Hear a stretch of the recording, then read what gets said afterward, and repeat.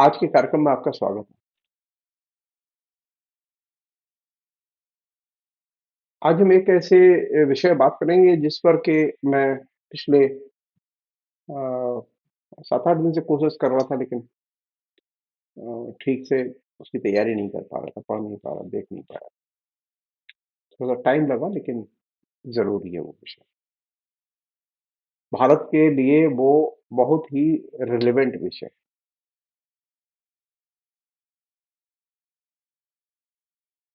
आप याद कीजिए कि 7 जनवरी 2015 को फ्रांस में, उसकी राजधानी पेरिस में एक पत्रिका निकलती है जो व्यंग्य व्यंग्य की पत्रिका है, कैरिकेचर की पत्रिका है, चार्ली हेब्दो। तो चार्ली हेब्दो के ऑफिस पर दो टेररिस्टों ने, इस्लामिक टेररिस्टों ने हमला किया। जाके दिन दहाड़े हमला किया और वहां 12 के करीब लोग मारे गए, जिसमें 8 उनके एडिटोरियल बोर्ड के मेंबर। मॉडर्न पीरियड की ये सबसे भयानक ट्रेजेडी है जो कि घटी थी। फ्रीडम ऑफ एक्सप्रेशन पर विश्वास करने वाले, उसका आचरण करने वाले लोगों के लिए ये पेरिस की घटना बहुत ही महत्वपूर्ण और स्मरणीय घटना है। इसे हर अभिव्यक्ति की स्वतंत्रता के पक्षधर को इस पर कुछ न कुछ बोलना चाहिए, लिखना चाहिए। अनफॉर्चुनेटली भारत में इस पर ध्यान नहीं गया लोगों का, क्योंकि और बहुत सारे एंगेजमेंट है लोगों के, यूट्यूबर्स के। लेकिन अ, ये बहुत बड़ी एक ट्रेजेडी थी जो कि मीडिया के साथ हुई।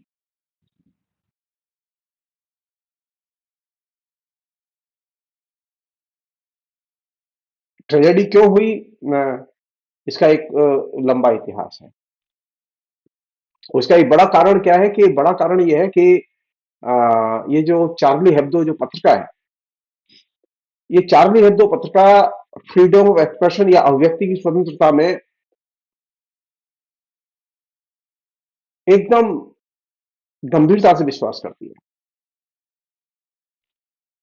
और अभिव्यक्ति की स्वतंत्रता पर आए हुए हर किस्म के खतरे का वो विरोध करती है। जो बंदिशें आती है उसका विरोध करती है। अभिव्यक्ति की स्वतंत्रता के लिए जो चीजें खतरा पैदा कर सकती हैं उनका भी विरोध करती है। और इस दृष्टि से ये पत्रिका दुनिया की एक यूनिक पत्रिका है। बहुत सारे लोग इसे एक नास्तिकतावादी पत्रिका के तौर पर जानते हैं। इसमें सिर्फ कार्टून और कैरिकेचर छपते हैं।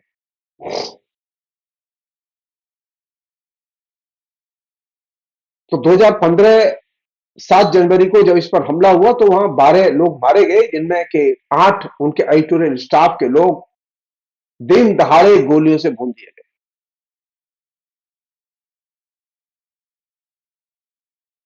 मामला क्या था? अगर मुझसे पूछे तो मैं यही कहूंगा कि जो लोग अभिव्यक्ति की स्वतंत्रता के पक्षधर हैं, वे सब चार्ली हैं। मैं भी चार्ली हूं।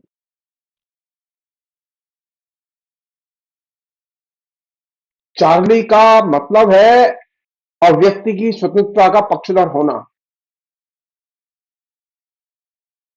धार्मिक रूढ़ियों, धार्मिक कठुल्लावाद, धार्मिक आतंकवाद, उसका विरोध करना, वो चाहे जिस रंगत का हो।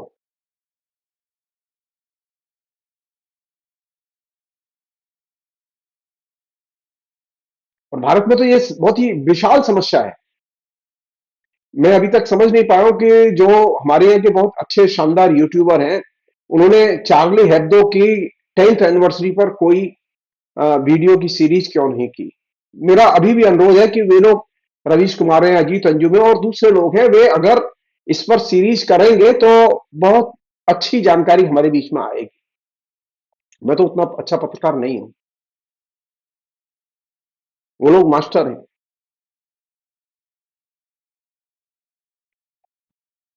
चार्ली हेब्दो के ऊपर जो हमला हुआ 10 साल पहले, वो हमला कायदे से आज स्मरण के योग्य है,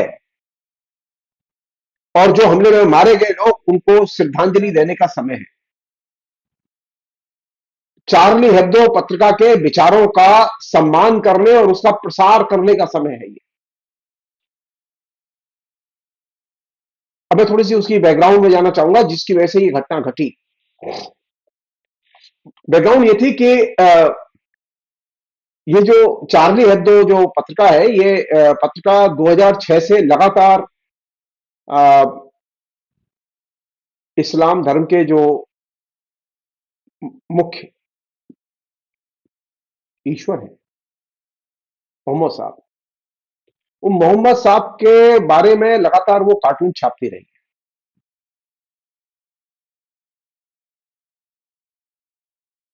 और ये कार्टून वो ऐसा नहीं कि 2015 से छाप रही है, जिसमें ये घटना घटी 2015 के कार्टून की वजह से नहीं।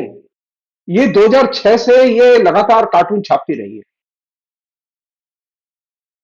इसने इसमें हो सकता है कि एक एंगल ये भी हो कि इस पत्रिका के संपादक फ्रांसीसी जो नस्लवाद है उससे प्रभावित हो, जो श्वेत लोग हैं और उनके अंदर एक एंटी मुस्लिम फीलिंग हो, मैं नहीं जानता।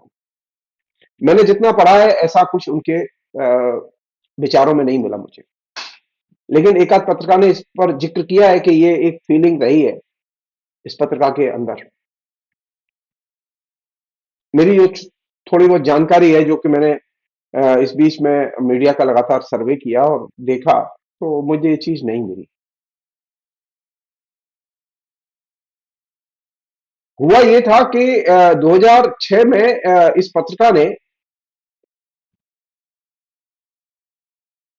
डेनमार्क के एक अखबार में मोहम्मद साहब पर छपे कार्टून को पुनर्मुद्रित किया,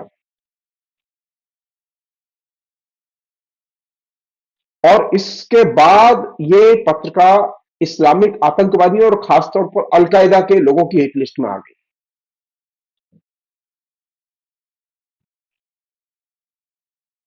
सन 2013 में अलकायदा ने उसे हिट लिस्ट में टॉप पर रखा, इस मैगजीन को, किसे हम सबक सिखाएंगे।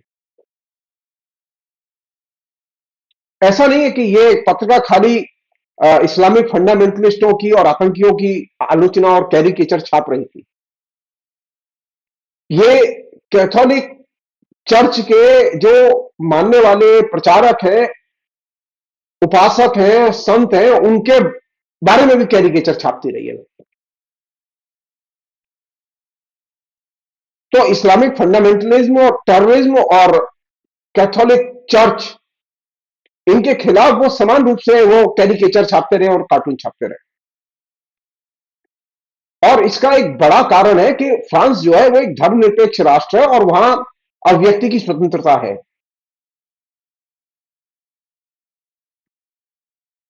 लेकिन जैसा कि सब लोग जानते हैं कि फ्रांस में अल्जीरियन मुस्लिमों का एक अच्छा खासा की आबादी है। इस अच्छी खासी आबादी में कुछ लोग ऐसे भी हैं जो कि इस्लामिक टेररिज्म के लिए काम कर रहे हैं, अलकायदा के लिए काम कर रहे हैं, और वे लोग आए दिन इस पत्रिका पर तरह तरह से अटैक करते रहे हैं। और ये जो अटैक हुआ 2015 का, इस अटैक में इस पत्रिका के, जैसा कि मैंने आपसे कहा कि 8 एडिटोरियल बोर्ड के मेंबर गोलियों से भून दिए, और जिन लोगों ने गोलियों से भूना उनको पुलिस ने खोज निकाला अल्टीमेटली पेरिस के एक इंडस्ट्रियल इलाके से, और उन दोनों को गोली से भून दिया।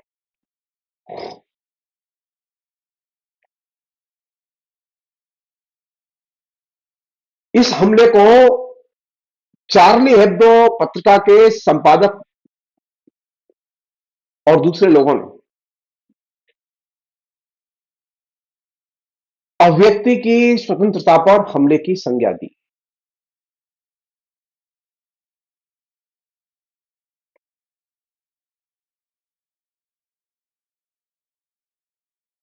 और इसके हमले के प्रतिवाद में पूरा फ्रांस उठ खड़ा हुआ। इस हमले के तत्काल बाद फ्रांस के तत्कालीन राष्ट्रपति के नेतृत्व में लाखों लोगों ने विशाल जुलूस निकाला, जिसमें 40 से अधिक देशों के राष्ट्राध्यक्षों ने शिरकत की थी। दुनिया के सभी देशों ने इसका समर्थन किया। हां, एक उस समय राष्ट्रपति था जो अब भी राष्ट्रपति है, डोनाल्ड ट्रंप। डोनाल्ड ट्रंप ने इस पत्रिका पर हुए हमले की निंदा नहीं की थी, बल्कि उल्टा यह कहा था कि यह पत्रिका बहुत ही घटिया और बेईमान किस्म की पत्रिका है और इसे नष्ट ही होना चाहिए।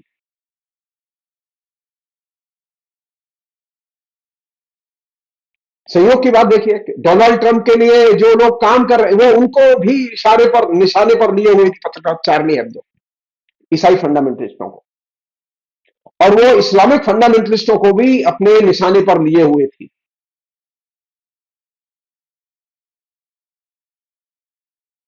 इस हमले के बाद भी इस पत्रिका ने अपना प्रकाशन जारी रखा। हमले के तत्काल बाद इसका जो अंक आया, उस अंक की अकल्पनीय 8 मिलियन प्रतियां बिकी।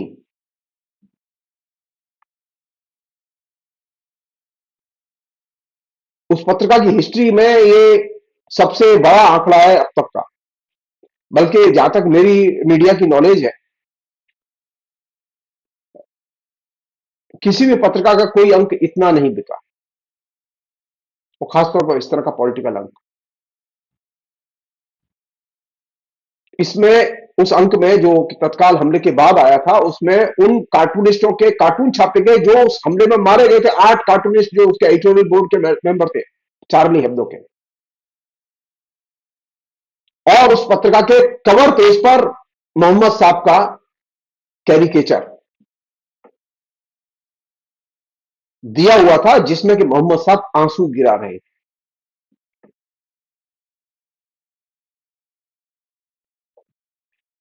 इस हत्या के षड्यंत्र में जिन लोगों को विभिन्न आरोपों में गिरफ्तार किया गया, उनमें 14 लोग गिरफ्तार किए गए, जिनको के विभिन्न आरोपों के तहत 6 साल बाद सजा सुनाई गई,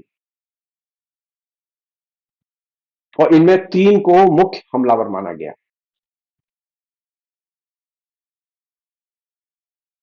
इस हमले के बाद में पूरे फ्रांस में 3 दिन तक भयानक अराजकता फैली, पेरिस और उसके आसपास के इलाकों में, जिसमें 17 लोग मारे गए।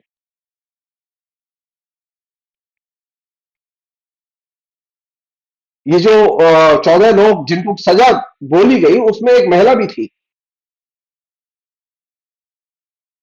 और संयोग से वो महिला मतलब श्वेत सी थी,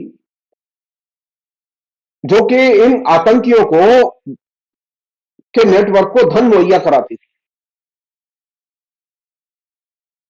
उसे 30 साल की सजा दी गई। अदालत के द्वारा इन अपराधियों को दी गई सजा को फ्रांसीसी सत्ता और जनता और अभिव्यक्ति की आजादी की जीत के रूप में दर्ज किया गया।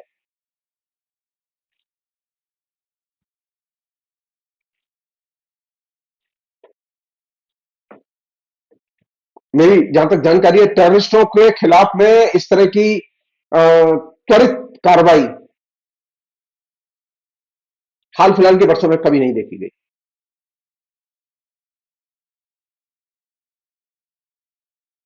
एक चीज और है जो कि इस बीच में उभर के आई है, वो ये कि पिछले 10 सालों में चार्ली हेब्दो पर हमले के बाद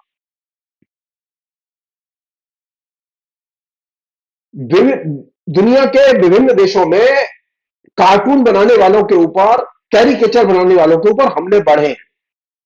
भारत में भी हमले हुए, चीन में भी हुए, सरकार के,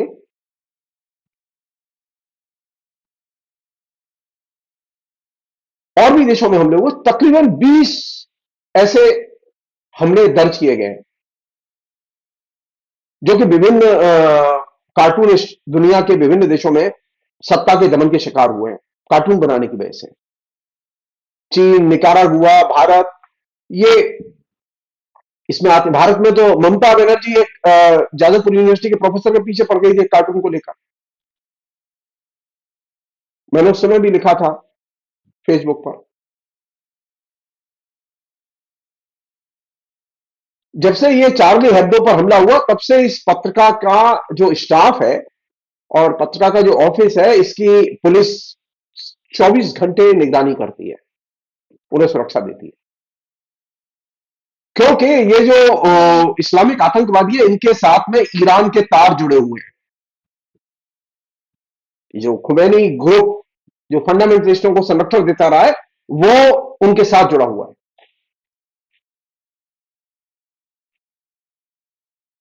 यहां तक कि ईरान की सरकार ने इस पत्रिका के खिलाफ में फ्रांस की सरकार से एक्शन लेने की मांग की थी।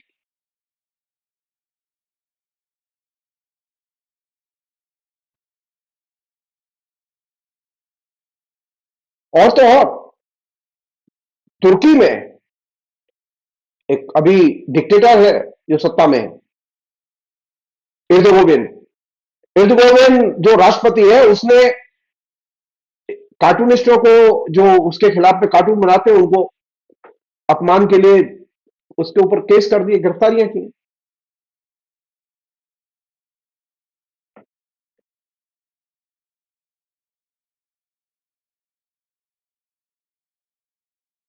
'चार्ली हेब्डो' के स्टाफ के ऊपर केस किए हैं उसने। उसके 4 मेंबरों के ऊपर केस किए हुए हैं, जिन पर की सुनवाई चल रही है। आखिरी सुनवाई नवंबर 2021 में हुई थी। इसी तरह चीन में भी कई कार्टूनिस्ट टारगेट पर हैं।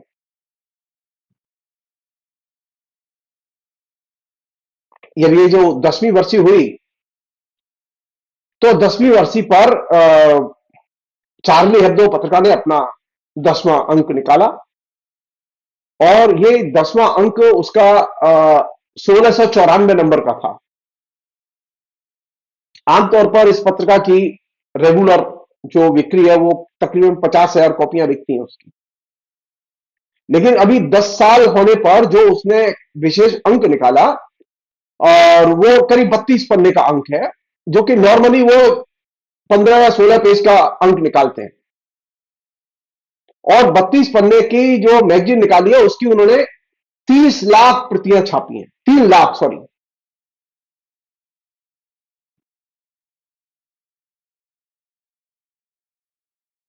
जब 10 साल पहले हमला हुआ था, हमले के तत्काल बाद जो अंक निकाला था, उसका उन्होंने टाइटल रखा था सर्वाइवर एडिशन।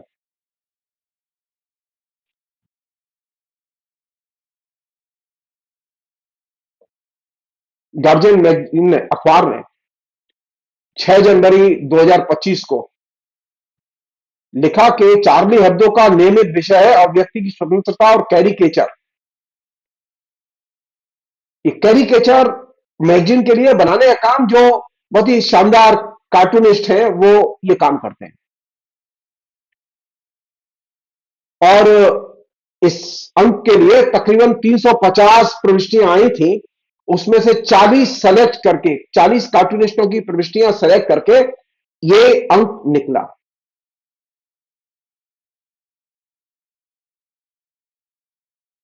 क्या सीखें हम इससे?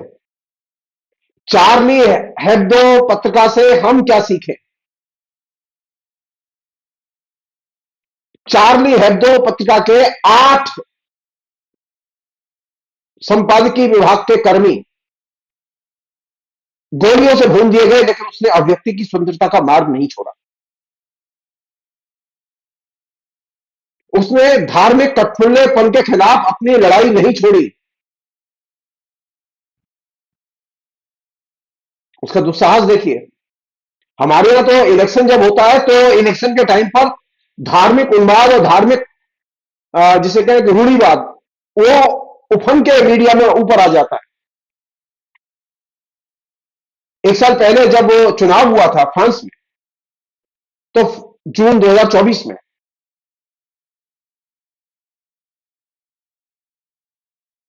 तो उस पत्रकार ने जो अंक निकाला था, वो मुझे दिलचस्प अंक था। इलेक्शन के टाइम पर अंक निकाला उसने।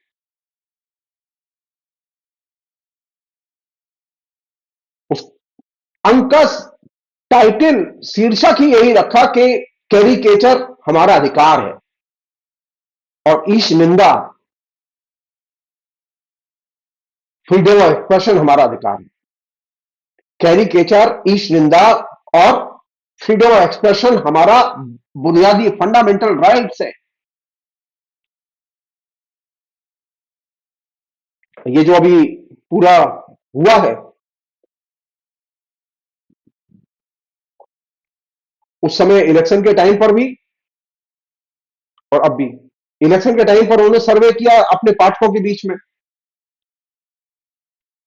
तो फ्रांसीसी लोगों के बीच में जो सर्वे किया उससे पता चला कि 70% फ्रांसीसी जो जनता है वो अभिव्यक्ति की स्वतंत्रता और कैरिकेचर की स्वतंत्रता में विश्वास करती है और इसे वो मूलभूत अधिकार मानती है, फंडामेंटल राइट्स मानती है।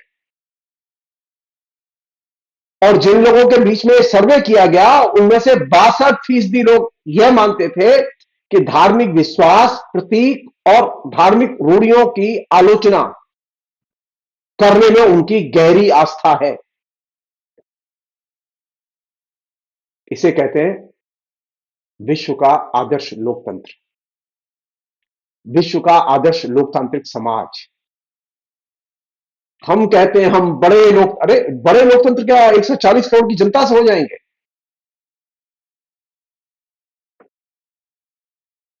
चार्ली हेब्दो पत्रिका के जो चीफ एडिटर है गेरार्ड बियर्ड, गेरार्ड बियर्ड ने कहा कि इस पत्रिका को नास्तिकता के कारण लोग पसंद करते हैं, जबकि फ्रांस ऐसा देश नहीं है कि वहां नास्तिकता के कारण लोग अखबार पसंद करें, लेकिन इस अखबार को इसीलिए पसंद करते हैं क्योंकि ये नास्तिकतावादी है। आपको जान के आश्चर्य होगा, इसके 10वें साल पर जो अंक निकाला गया उस अंक का लोकार्पण किया फ्रांस के राष्ट्रपति एमानुअल माइक्रोन, एमानुअल माइक्रोन और पेरिस के मेयर एमी हिडाल्गो, इन दोनों ने उसके अंक का लोकार्पण किया। इससे आप समझ सकते हैं कि सत्ता अगर चाहे तो हर व्यक्ति की स्वतंत्रता, धार्मिक कट्टरता, इनके विरोध में प्रेस के पीछे एकदम चट्टान की तरह खड़ी रह सकती है। लेकिन हमारे यहां तो उल्टा हो रहा है।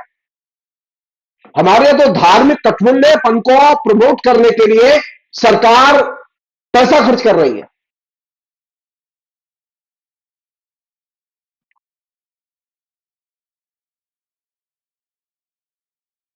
एक और चीज वो ये कि ये जो अभिव्यक्ति की स्वतंत्रता के विषय पर जो स्पेशल कार्यक्रम फ्रेंच 2 टीवी चैनल ने किया,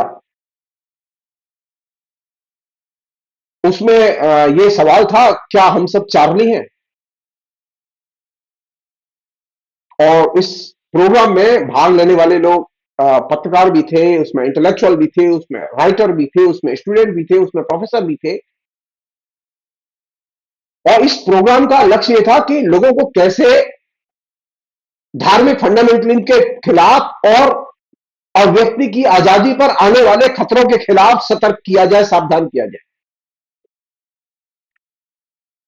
सभी लेखकों, बुद्धिजीवियों, अभिनेताओं जिन्होंने इसमें भाग लिया था, उन सबसे यह सवाल किया गया कि धर्मनिरपेक्षता के बारे में उनका स्टैंड क्या है, वे धर्मनिरपेक्षता को कैसे देखते हैं। अब आप सोचिए, फ्रांस में डेमोक्रेसी है, वहां चिंता है अभिव्यक्ति की आजादी पर, स्वतंत्रता पर जो हमला हो रहा है उसके खिलाफ में फ्रांस की जनता राष्ट्रपति से लेकर साधारण नागरिक तक एकजुट है। किसे प्रेरणा लें? फ्रांस से प्रेरणा लेंगे या ट्रंप से प्रेरणा लेंगे? पेरिस की तरफ देखेंगे या वाशिंगटन की तरफ देखेंगे?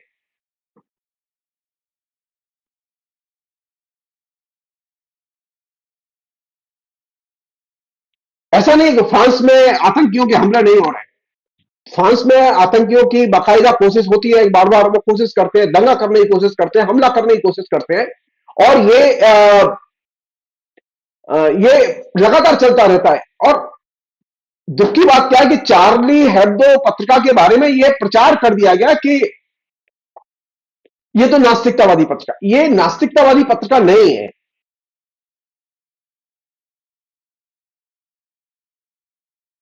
बल्कि ये एक तरह से ड्राइंग, चित्रकला और टेक्स्ट की अभिव्यक्ति की आजादी की पत्रिका है। और इसी ड्राइंग और टेक्स्ट, इसकी अभिव्यक्ति की स्वतंत्रता के लिए ही इस पत्रिका की शुरुआत की गई। इस पत्रिका का लक्ष्य यह रखा गया कि ये डॉगमेटिक या परंपरावादी जो अभिव्यक्ति के रूप है उनका विरोध किया जाए। और ये जो अभिव्यक्ति की के जो रूप समाचार पत्रों में थे और जो स्टीरियोटाइप की तरह जिनका लोग इस्तेमाल करते हैं समाचार पत्रों में, उन रूपों का निषेध करना इस पत्रिका का लक्ष्य था और आज भी है। आरंभ में यह पत्रिका जब शुरू की गई तो इसका लक्ष्य था इकोलॉजी, पर्यावरण और प्रकृति और जानवर, इन दो के ऊपर केंद्रित थी। साथ ही महिलाओं के अधिकारों की पक्षधरता, ये तीसरी थीम थी इसकी। चौथी थीम थी धार्मिक कटपुतलेपन का विरोध और धार्मिकता के नाम पर जो शोषण होता है समाज में उसका विरोध। इसी अर्थ में लोगों ने इसे कहा कि यह नास्तिक पत्र है। लेकिन यह नास्तिक पत्र नहीं है, बल्कि इसका लक्ष्य है अभिव्यक्ति की स्वतंत्रता का की रक्षा करना और धर्मनिरपेक्षता की हिमायत करना और धार्मिक फंडामेंटलिज्म का विरोध करना।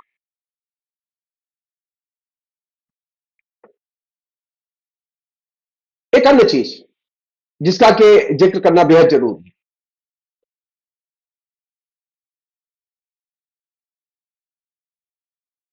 मैं वो डिटेल्स में नहीं जाना चाहता। मैं चाहूंगा कि वो आप अपने तरीके से देखें। मैं हो सकता है कि फेसबुक पर उसे लिख दूं कि वो पत्रिका में किस किस तरह के कार्टून आए क्या नहीं आए। मैंने उसका एक एनालिसिस की है।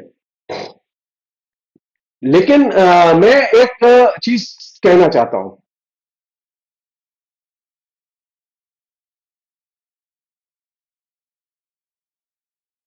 वो ये कि इमामों के अंदर एक बड़ा समूह है जो कि इस पत्रिका को लेकर क्रिटिकल है और इस पत्रिका को बुरी नजर से देखता है। और वे ये प्रचार करते हैं कि मोहम्मद साहब की इमेज खराब करती है। इसका जगह जगह रिएक्शन देखा गया, इजिप्ट में देखा गया, डेनमार्क में देखा गया, कई जगह हिंसा की घटनाएं हुई इस पत्रिका को लेकर।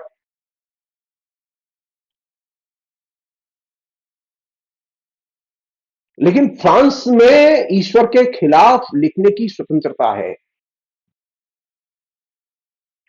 और यही वजह थी कि चार्ली हेब्दो पत्रिका ने मोहम्मद साहब के खिलाफ कार्टून छापे।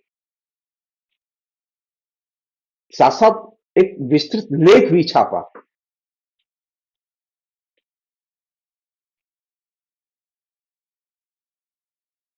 और उन्होंने इस बात का स्पष्टीकरण दिया कि हमारी पत्रिका का लक्ष्य ईश्वर की निंदा करना नहीं है, बल्कि हमारा लक्ष्य है अभिव्यक्ति की स्वतंत्रता की रक्षा करना।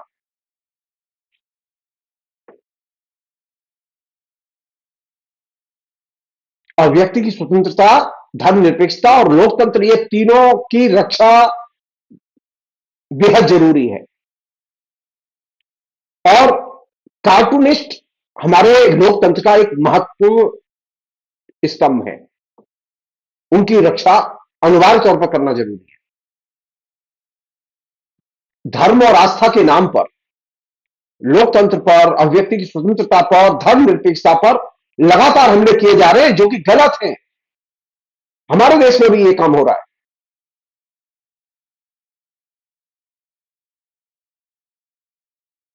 हम सब लोगों को इसका, चार्ली हेब्दो ने जो पर्सपेक्टिव दिया, इसका हमें सम्मान करना चाहिए और इसका प्रचार करना चाहिए। अभिव्यक्ति की स्वतंत्रता को आस्था के जरिए नियंत्रित करने की जो कोशिशें यूरोप में और खासतौर पर फ्रांस में की जा रही थी, उसका इस पत्रिका ने जम के विरोध किया। और हमारे यहां भी आस्था के नाम पर और व्यक्ति की स्वतंत्रता को नियंत्रित करने की कोशिशें की जा रही है, जिसका विरोध किया जाना चाहिए। और इसीलिए हम सब चार्ली हैं। जो लोग व्यक्ति की स्वतंत्रता में विश्वास करते हैं वे सब चार्ली हैं।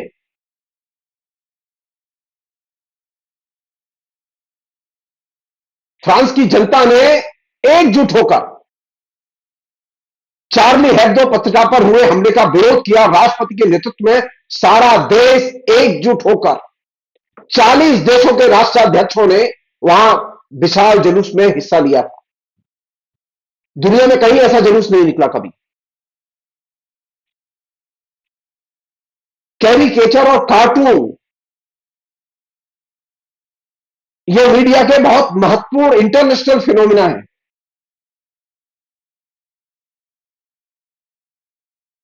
और यह अभिव्यक्ति की स्वतंत्रता का एक महत्वपूर्ण इंस्ट्रूमेंट है। तो अभिव्यक्ति की स्वतंत्रता का आस्था के नाम पर नियंत्रण न हो, आस्था के नाम पर, ईश्वर के नाम पर उस पर हमले न हो। इसलिए चार्ली पत्रिका का जिक्र करना, चार्ली हेब्दो का जिक्र करना बहुत जरूरी है।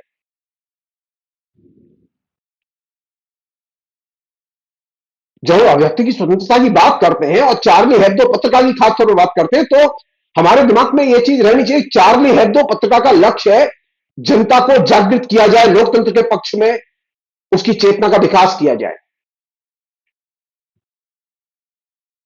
एक घटना बता रहा हूं, बुद्धिजीवी कितने बेवकूफ होते हैं। ये चार्ली हेब्दो पत्रिका पर जब हमला हुआ तो उस समय चार्ली हेब्दो पत्रिका के खिलाफ में 300 बुद्धिजीवियों ने बयान दिया था।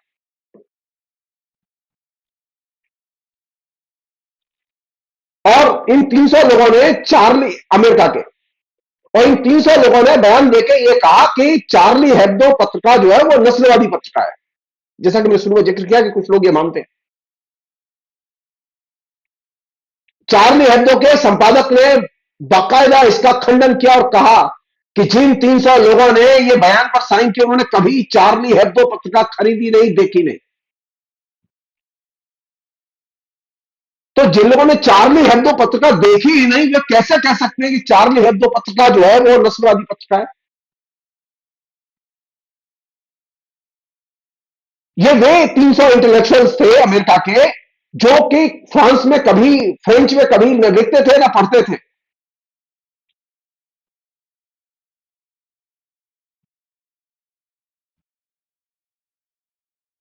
चार्ली हेब्दो पत्रिका के संपादक ने एक दूसरी और महत्वपूर्ण बात कही है जिसको कि यहां दर्ज किया जाना चाहिए। उसने कहा कि ये हम ध्यान रखें कि हम डेमोक्रेसी में रहते हैं, और डेमोक्रेसी में रहने का मतलब है कि हमें अधिनायकवाद के खिलाफ कभी समर्पण नहीं करना है। हमें सबका सम्मान करना चाहिए, हमें सभी धर्मों का सम्मान करना चाहिए, लेकिन सबका सम्मान करने का यह अर्थ नहीं है कि सभी किस्म की बकवास का भी सम्मान करें और उसे स्वीकार करें। सबके सम्मान का अर्थ है सबके साथ संवाद करना। हमें यह मानकर संवाद नहीं करना चाहिए कि हम जिसके साथ संवाद कर रहे हैं, वो संवाद जिससे हो रहा है वो सब सही है। नहीं, वो गलत भी हो सकते हैं। चार्ली हेब्दो पत्रिका के संपादक ने यह भी कहा कि हम मुसलमानों का सम्मान करते हैं, उनमें भी सभी मनुष्यों की तरह आकांक्षाएं होती हैं। साथ साथ इस चीज का ख्याल रखें कि सबको सम्मान करने का अर्थ यह नहीं है कि हम उनका इस्तेमाल करें। ये जो फीलिंग है, ये जो धारणा है, ये जो समझ है, ये समझ जितनी फ्रांस के लिए चार्ली हेब्दो के संपादक की राय महत्वपूर्ण है, उतनी भारत के लिए भी महत्वपूर्ण है। और इसीलिए मैंने ये प्रोग्राम रखा।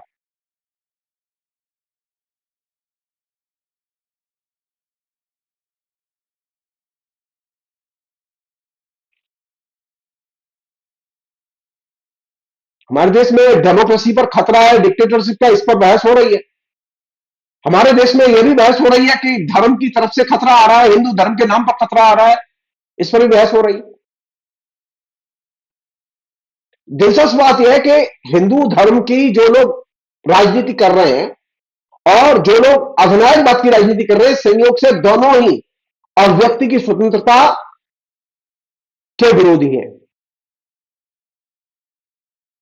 स्वतंत्र आवागमन हो नागरिक का, इसके विरोधी है। उन्हें आंदोलन करने का अधिकार हो, वो इसके विरोधी है। जबकि हमने जो स्वतंत्रताएं हासिल की है, ये गिफ्ट में हासिल नहीं की है, कुर्बानियां देकर हासिल की है। तो इन स्वतंत्रताओं को किसी भी तरह से हमें नष्ट नहीं होने देना है, वो चाहे आतंकवादी कोशिश करे या धार्मिक फंडामेंटलिस्ट कोशिश करे।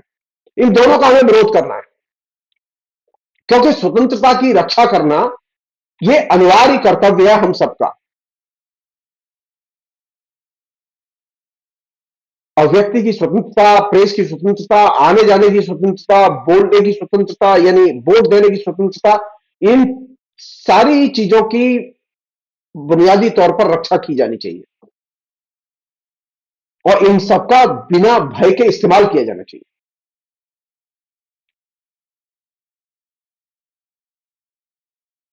चार्ली हेब्डो संपादक ने जो आखिरी बात जिसको मैं आपसे शेयर कर रहा हूं कही, जो मुझे बहुत अच्छी लगी, उसने कहा भय किसी भी चीज को सुरक्षा नहीं देता, भय सुरक्षित नहीं रखता।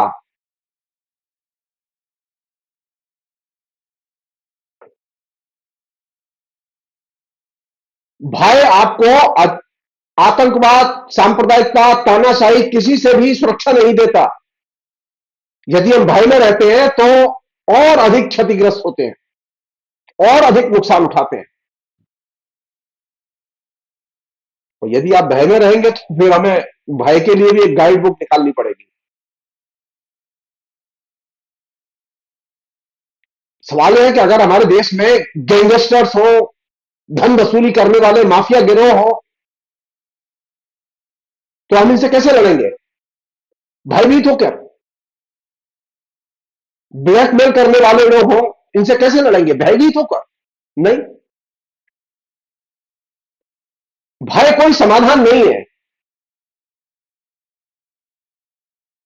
आप एक बार डरेंगे, पैसा दे देंगे फिरौती का, वो दोबारा फिर आपको परेशान करेंगे, फिर पैसा लेंगे। उसी तरह आतंकवादियों से, धार्मिक फंडामेंटलिस्टों से जब एक बार भयभीत हो जाएंगे तो बार बार भयभीत करेंगे आपको। जब आप एक बार समर्पण कर देंगे तो फिर वो आपको खड़ा नहीं होने देंगे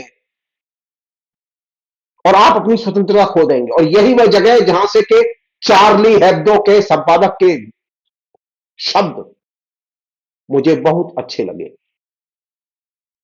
इसलिए हम सब चार्ली हैं। बहुत बहुत शुक्रिया, थैंक यू।